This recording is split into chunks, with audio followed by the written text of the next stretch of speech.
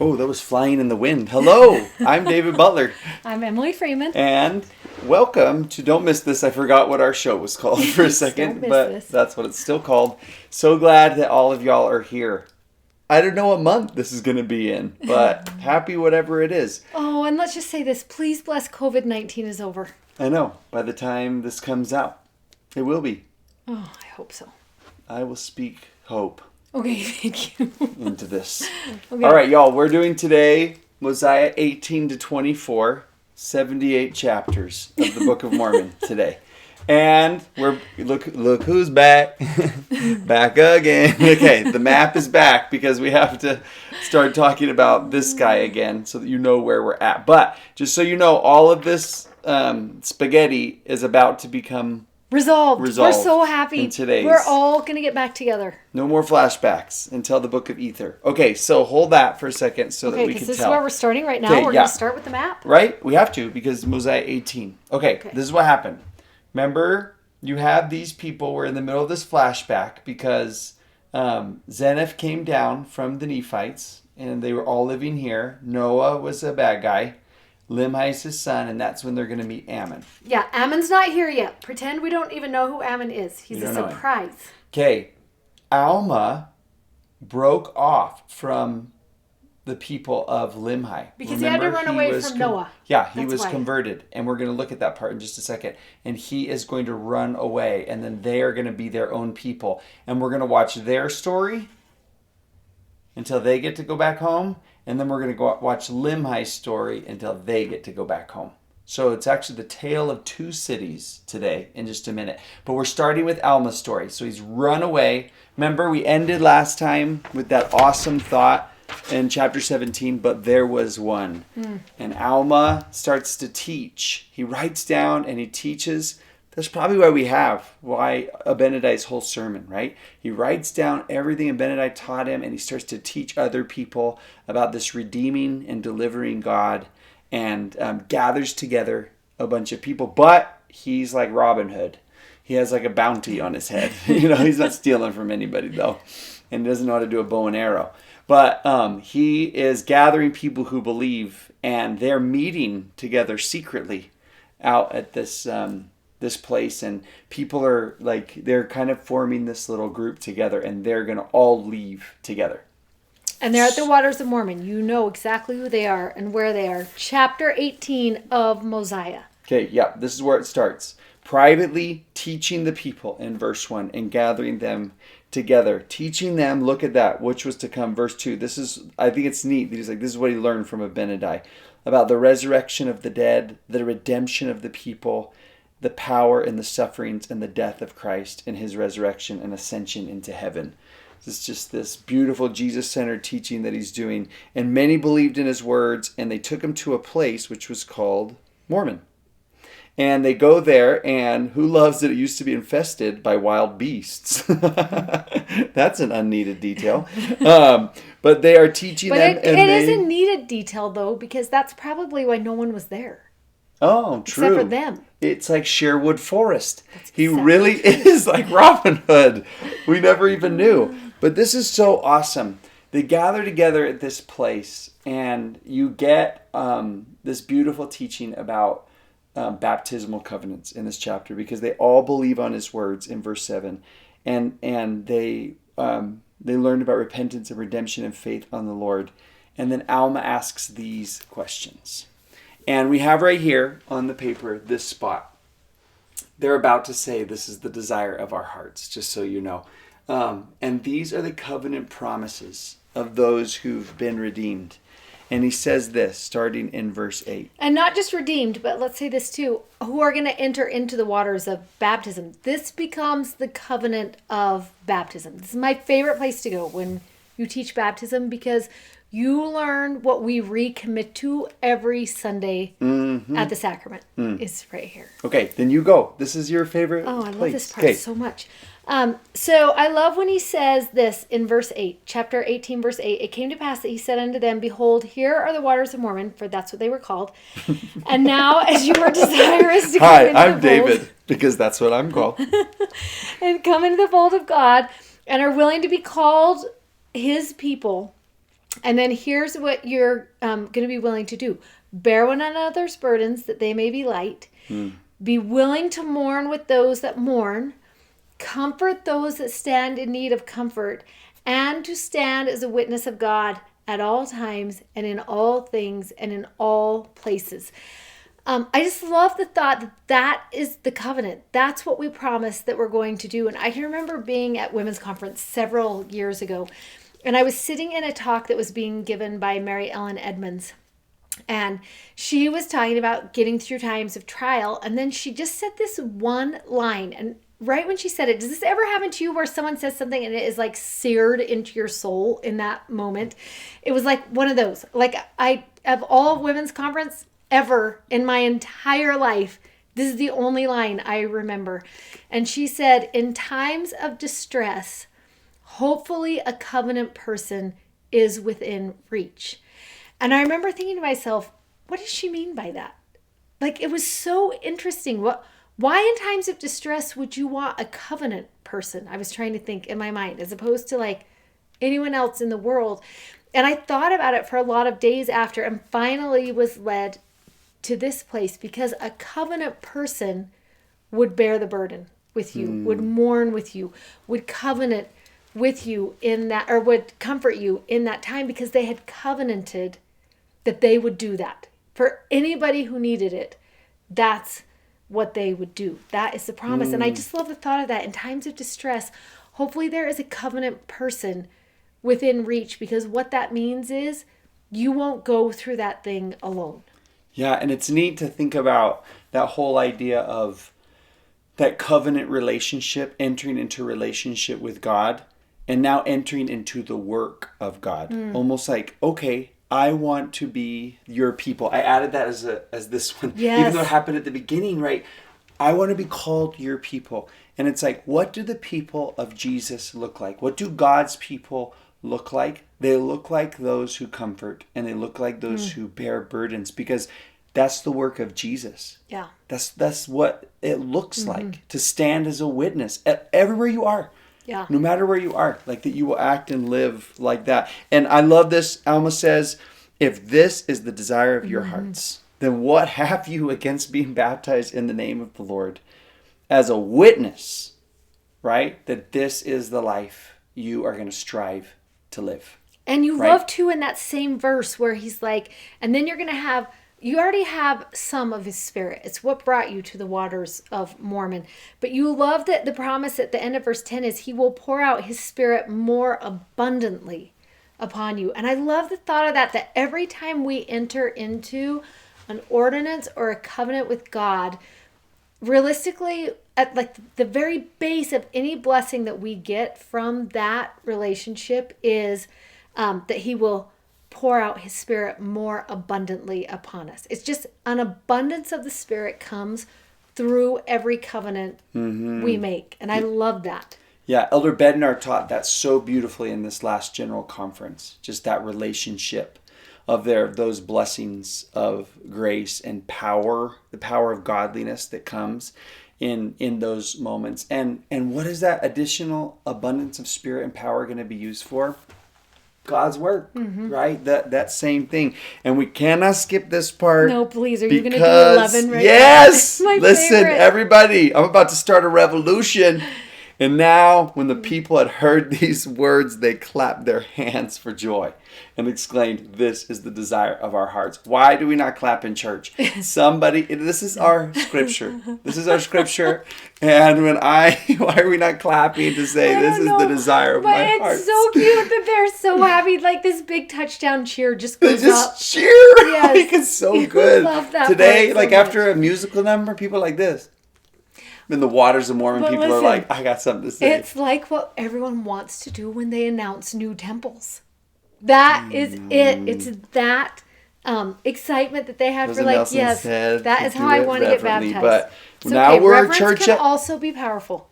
I Say know. that's true. Reverence can also be powerful. But at my home, which is now my church, which is now my home, we clap. Okay.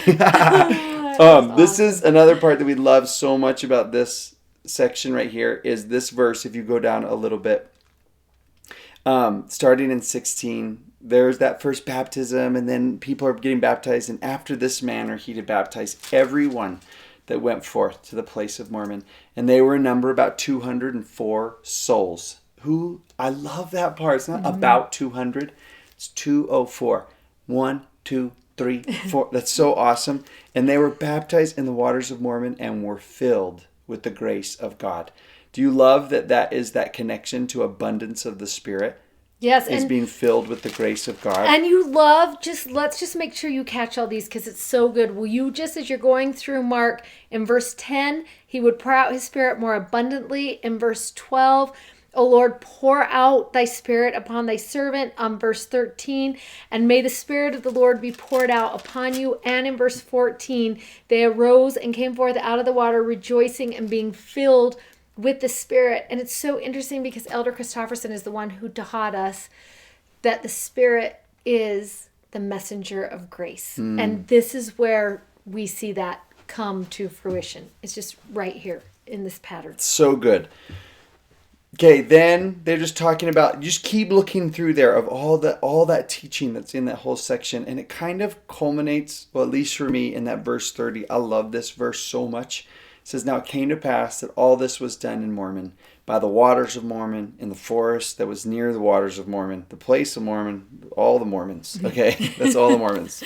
Okay, and then it says this line, how beautiful are they to the eyes of them who came to the knowledge of their Redeemer. How blessed are they, for they shall sing to his praise forever.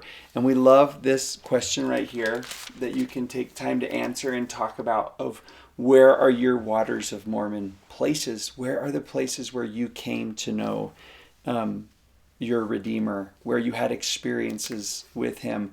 You know, I look back at some of those places in my own life, and I just think, you would look at a picture of them and think, that is not a very beautiful place. You know, like the streets of Korea are not very beautiful. 1900 South in Lehi is like, okay, you know, but you're not going to put it on a postcard. But those are the places that are beautiful to me because that's where I came to a knowledge of my Redeemer. I remember once, in fact, when we moved from our house that we just moved from this year, right before we moved, I went and I walked through every room again, you know, one last time to kind of say goodbye. And the spot that really hit me was the spot right at the top of our stairs in that house, because that's where we used to gather for prayer, you know, with all of our kids. We started with 3 in that house and ended with 6. I don't know how that happened. But it's ugly. The carpet is that builder grade ugly carpet, and the walls were chipped, and it's not very big, but that is a beautiful place because we felt God's love there, and we petitioned for God's grace there, and people said their first prayers there. It's beautiful to us because that's where we all, you know, came to know our Redeemer better. So that's so good. So we want you to seriously take a little bit of time and just think about it, even days. But where are your waters of Mormon places? And maybe just record them in your journal so you have them right there where you can look back and remember. We love that part.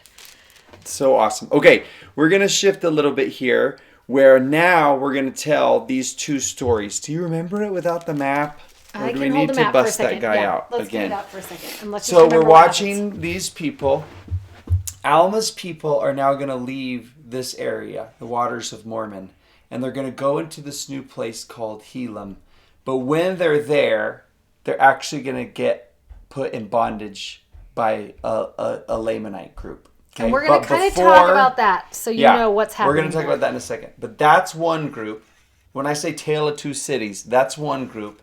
Then the people of Limhi, we're going to now jump back to their story. Remember, these guys left and we've been following them. Now the cameraman comes over here. And Ammon's still not here yet. Remember, we met Ammon when he came and they were like, let us tell you everything that's happened.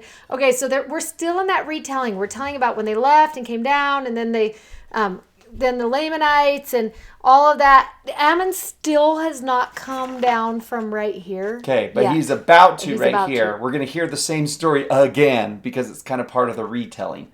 And then so we're going to watch how the Lord redeems and delivers the people of Limhi, and how he delivers the people of Alma. They're now two different groups of people who both are in bondage. We already knew about Limhi's bondage. We're going to find out about Alma's in a second. But we're going back to the people of Limhi.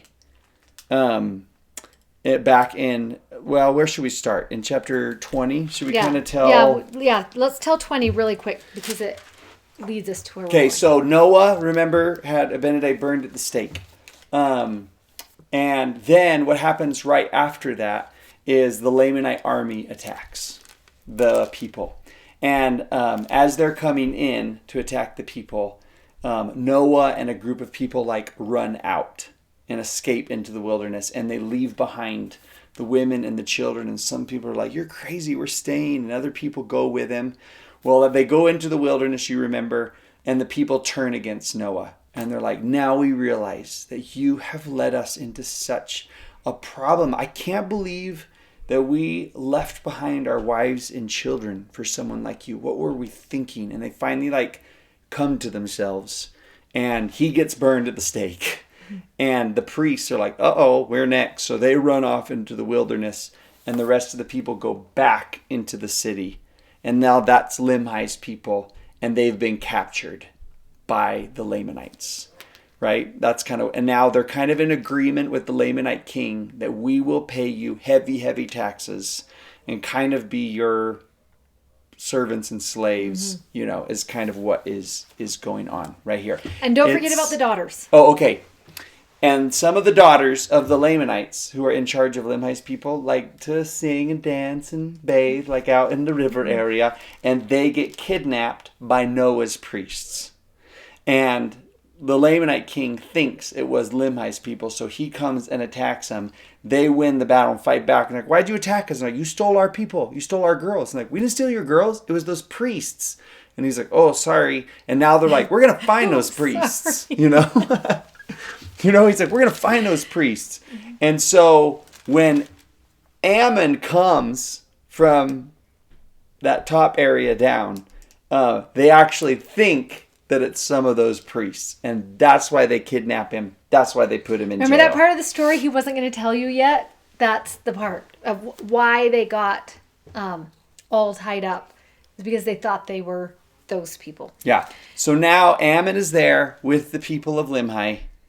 They're all in captivity, and Limhi's happy that Ammon came because he's like, "I think this is the beginning of our deliverance. I think you are a sign and a messenger from God that our deliverance is kind of at hand." And right before Ammon comes is that huge battle, and there's just some great verses right there. So let's talk about that for just a second.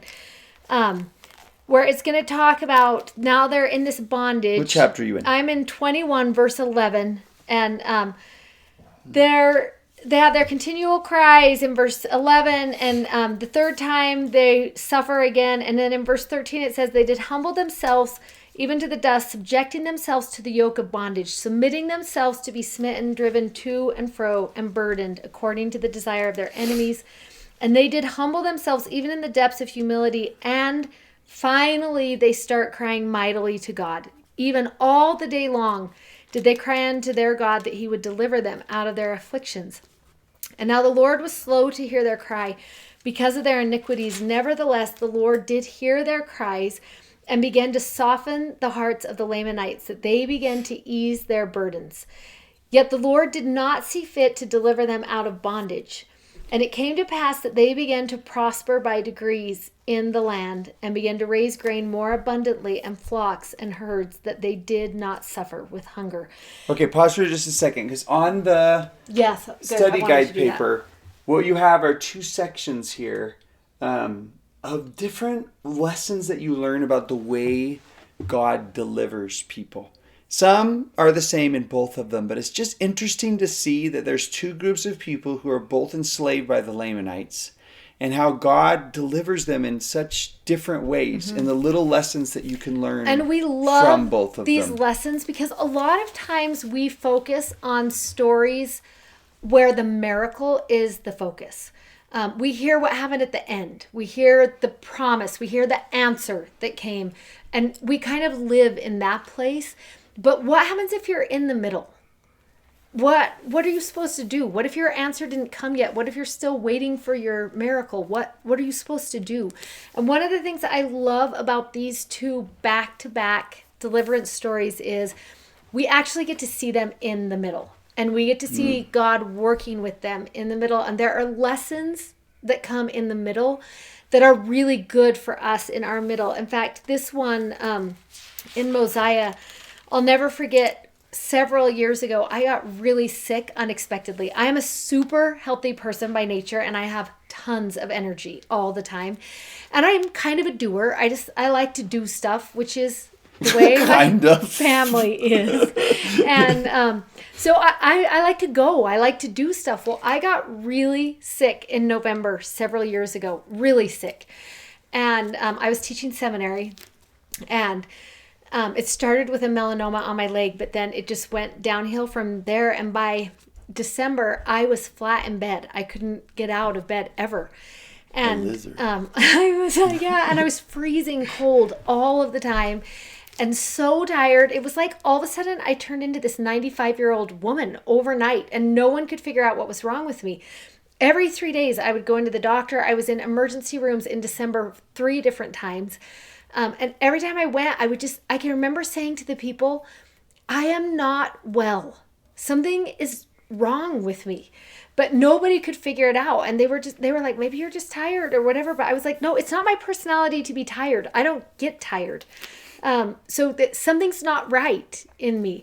And they would keep trying all these medications, and people were trying all these things, and nothing was working. The more things people tried, the sicker that I got. And I finally got to the point where I just every day, this was me. I can remember reading this chapter and thinking, this is me, that I'm just subjecting myself to this situation that I'm in, and I'm submitting myself to it.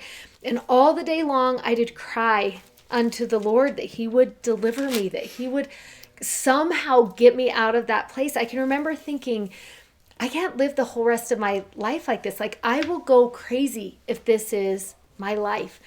And I can remember I was teaching early morning seminary, and I would wake up at 6 a.m. and I would stand up for 15 minutes to see if I was well enough to go. And if I was, I would go over and teach 1 hour. And if in 15 minutes I didn't have enough energy to stand up, Greg would go over and teach my seminary class. And I remember one day teaching seminary, and then I would come home and I'd be exhausted. I just had to get in bed for the rest of the day. And I was driving out of the parking lot, and I seriously was praying constantly. And I can remember as I pulled out of the church parking lot, hearing the Spirit whisper, "It is enough."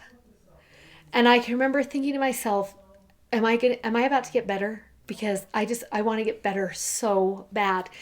And I came home and read this chapter right here. This is the chapter we were on. It's where we were reading. And I saw that verse where it talked about the Lord did not see fit to deliver them out of bondage.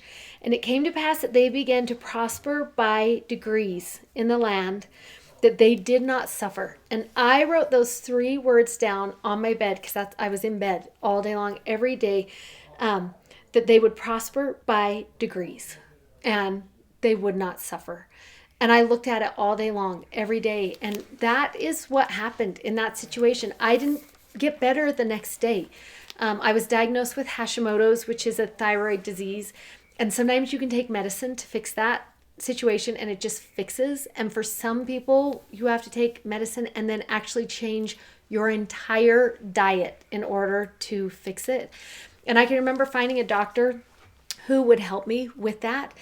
And as I went through the process of that and cut a whole bunch of food out of my diet, all the good food out of my diet, and I started to prosper by degrees. And it was so interesting because I can remember the first 3 days feeling like joy, thinking, this is going to work. I am about to get better.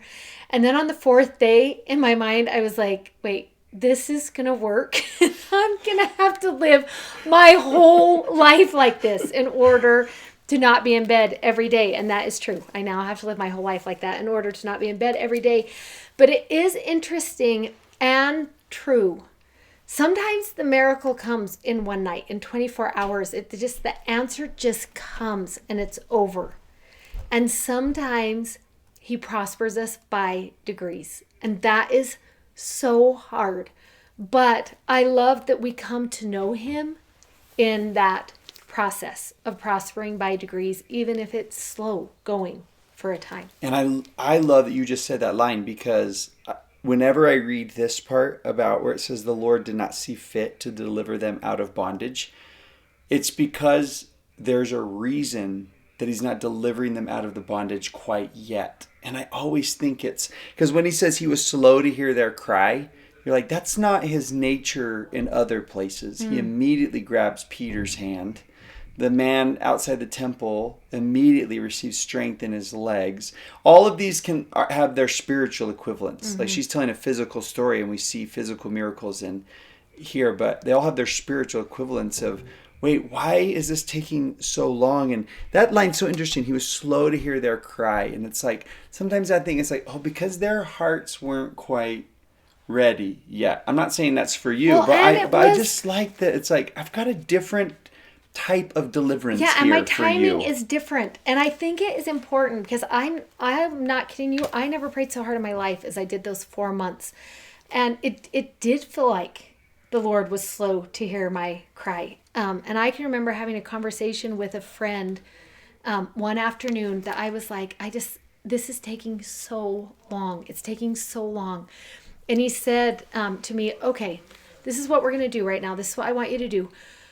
You and me are going to go on a hike in our head. We did not live anywhere near each other. He lived 2 states away from me. We're going to go on a hike, and I'm going to pick you up in my green pickup truck. Okay? I've got you, and we're driving, and I'm going to park my truck, and we're going to start walking. And we're going to walk for a long time, for hours. We're going to walk, and then we're going to stop and eat lunch. And we won't be at the end of our hike yet, but we will stop and eat lunch. And he said to me, so you just need to think to yourself, you maybe have just stopped to eat lunch. And I was like, that doesn't make me feel better. And he was like, look back at the truck. And all of a sudden I was like, oh my gosh, when I look back at the truck and I see how far I've come, even if I'm just at lunch, I can see how far I've come. I can see what I've learned. I can see what's happened. I can see how the Lord's molding me. I can see how I've learned to hear the Spirit talk to me clearly and differently and specifically that I would not have known had I not gone through this. And sometimes we have to do that. Like sometimes you got to stop and look back at the truck, because it isn't until you look back at the truck, the journey looks too much the same. It looks all the same. When you stop for lunch, it looks like the same place where you started. But when you stop and look back at the truck, then you realize I actually am being prospered by degrees. And I can see that I'm being prospered. Even in the places I don't want to be, the Lord doesn't leave us stagnant. He's going to progress us. Is that a word? Yeah. He's going to increase us in that time. That's what he does. He doesn't ever just leave us stagnant, even if it feels like we are. Yeah, and it's neat that this is written like after it's all happened and they can look back and experience that. But I'm so glad that they wrote down some of the things they did. Like when I look at like verse 16 and it says they didn't get delivered from the Lamanites, but their crops started to do really well. Like another kind of like blessing came into their life. And I've always loved 17 where it says that the king commanded every man should impart the support of the widows and the children, that they learned how to love each other, and they got promises of gifts that are coming in the future. And I just think it's awesome that everything that happens in that place, he's prospering them by degrees, but the lessons that they're learning in it are also a different kind of deliverance, right? I think something that's changing them, and as they're moving through this, you know. And then we're gonna meet Gideon right now. He just is love your best Gideon. guy. So you're writing some of these lessons down, and you'll find your own as you learn this, like the things I learned, and also some of the things that they did, you know. But because in 21, this is such a cool spot that they all come together. I love that part too.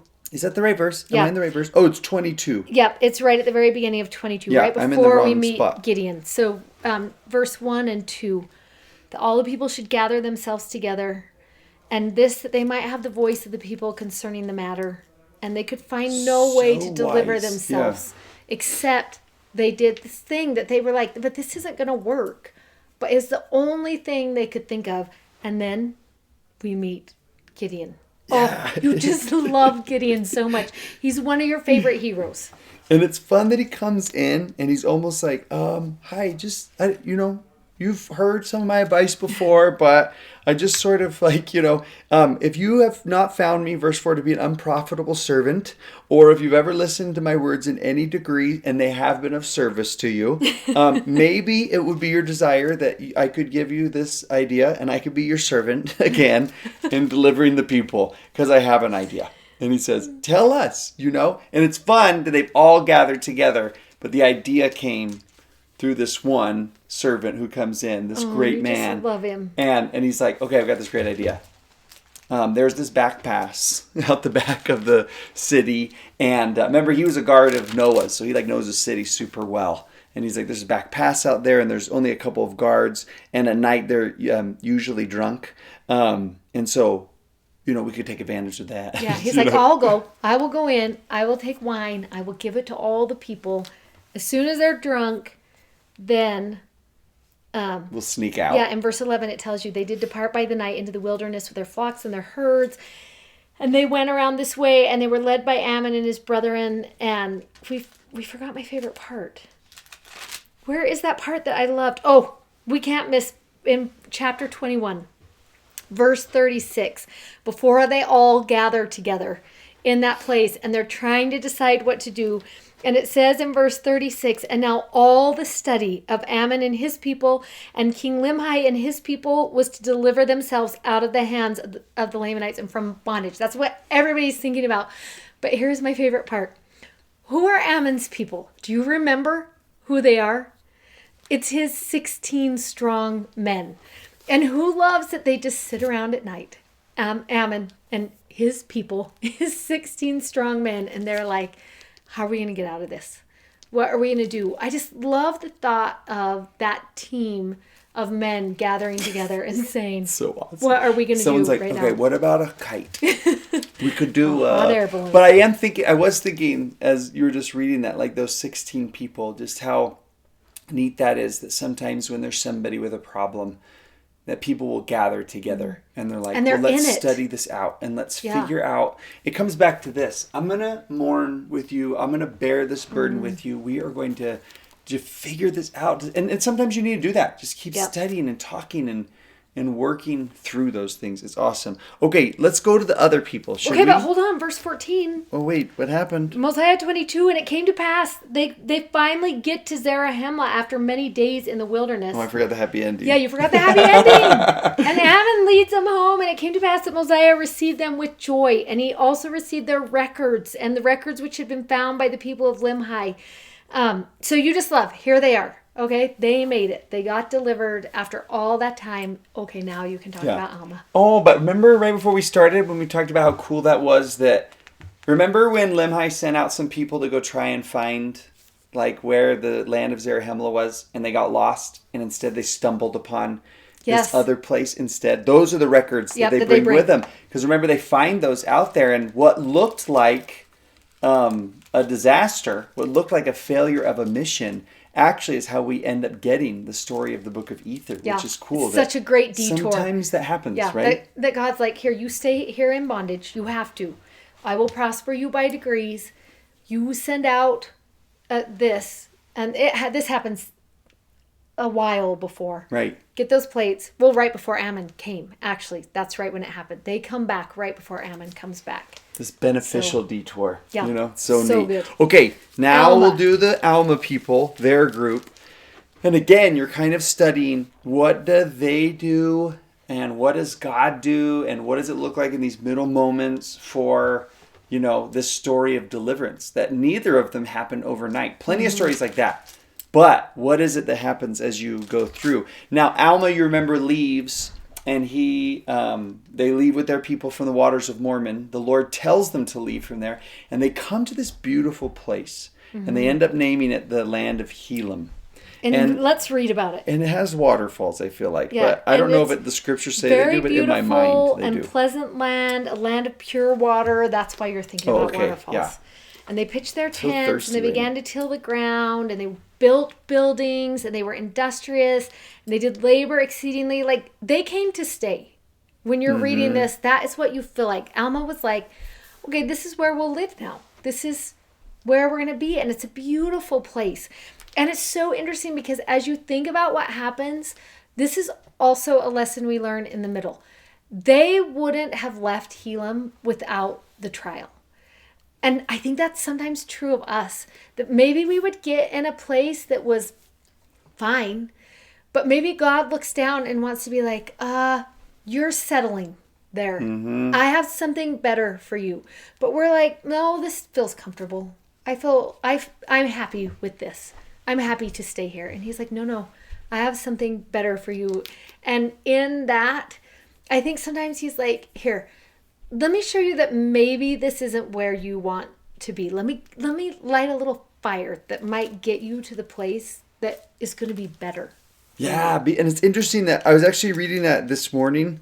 Why was I reading in Acts chapter 8? No one knows, right? But somehow I got led there. Philip and the eunuch? Is that where you were? Yes. But I noticed this morning, which is, it says, and verse 1, Saul consenting unto his death, Stephen's death. Stephen, why did he become Stephen for a second? It's fine. And at that time, there arose a great persecution against the church, which was at Jerusalem, and they were all scattered abroad because of the persecution. Like, they were in Jerusalem, and you don't get Philip going into Samaria, and you don't get all these other things unless that persecution pushes them out into all those places. And so sometimes we want to clap our hands, right? And praise because life is going really good, but perhaps we should clap our hands and praise when life isn't going as well, because where is he taking us? We're being moved, That's what it means to be a disciple of Christ, to move out. Like, Christianity shouldn't be a monument. Like, it should be a movement of us. Like, so it's that's like, so even though you hate it, it's kind of like, I love what you said earlier. Like, they would have never left Helam had they not had this trial that came. So awesome. So there they are. Everything's fantastic. And then the Lamanites are going to come. And what's so crazy is the Lamanites are teamed up with one of the old priests of Noah. So remember, they kidnapped some of the daughters of the Lamanites? Well, then they ended up marrying some of them. And they were kind of hooked up together. And then they team up with the Lamanites because they're married to their daughters, right? They've got their daughters. So they become a force together. And that's the group that makes Alma's people slaves. But what's crazy is Alma and Amulon's his name. They got history, right? Because they used to be priests together. And it's interesting that group is particularly he's particularly rough on them because he knows Alma left and kind of walked away from it all. And don't you think Alma sometimes thinks like, why is this haunting me still? Yes. Like, I left this. Yeah, I know. I chose something better. Why is this still here? And sometimes we do have to think that, like, Alma, the persecution that comes on Alma isn't because they weren't making good choices. It's such a great lesson to realize sometimes bad things happen to good people, and it is one of the way that God moves us or progresses us or gives us an increase is through that. I love that it's in 24 verse 9 that you're talking about, where it says that Amulon knew Alma. So there we see that, and the afflictions start coming now, right? And this bondage. And in verse 10, so great were their afflictions, they began to cry mightily to God. That's awesome, right? I mean, but it's like, would they have had such mighty prayer and such a sweet relationship with him without it? And then Amulon, he just wants to bother Alma. Says no one can pray anymore. If anyone is found praying, they're going to get put to death. And Alma just tells his people, don't raise your voices, but pour out your hearts to him, and he will know the thoughts of your hearts. And so then you love that in this case is going to be different than Limhi's a little bit, because it says the Lord comes to them and says, lift up your heads and be of good comfort, for I know the covenant which you made unto me, and I will covenant with my people and deliver them out of bondage. And I'm going to ease the burdens. So we see that again. Do you remember that in the last group? He eased the burdens, that even you cannot feel them upon your backs, even while you are in bondage. And I'm doing it so you will know of a surety that I, the Lord God, do visit my people in their afflictions. And then it's so interesting, because the reasons why the burdens were made light, it tells us in verse 15, is actually because he strengthened their backs. That's what happened. That he didn't take away the burden. Yes, he just strengthened them people to be able to do it with ease and cheerfully and with patience. And then I love this one. And it came to pass that so great was their faith and their patience, that the words of the Lord came unto them again, saying, be of good comfort, for on the morrow I will deliver you out of bondage. And so this one's different. The other one, they had to wait. They were prospered by degrees. They had to gather together. They came up with their own ideas. Gideon came up with a solution. Sometimes that is the way out.